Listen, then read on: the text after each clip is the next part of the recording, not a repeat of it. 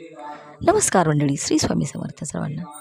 तर आता आपल्या मस्तिष्कावरती हा मांगल्य कलश घेऊन संपूर्ण वास्तूचं पूजन हे आपल्याला गुरुजींनी करायला सांगितलेलं आहे.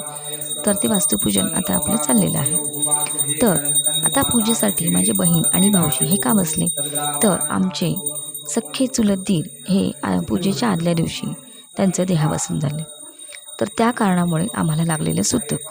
मग तसं झाल्यामुळे मामींनी आम्हाला सांगितलं की तुम्ही पूजेला बसू शकत नाही किंवा मी त्यांना नैवेद्यामध्ये कशामध्ये देखील मदत करू शकत नाही आहे.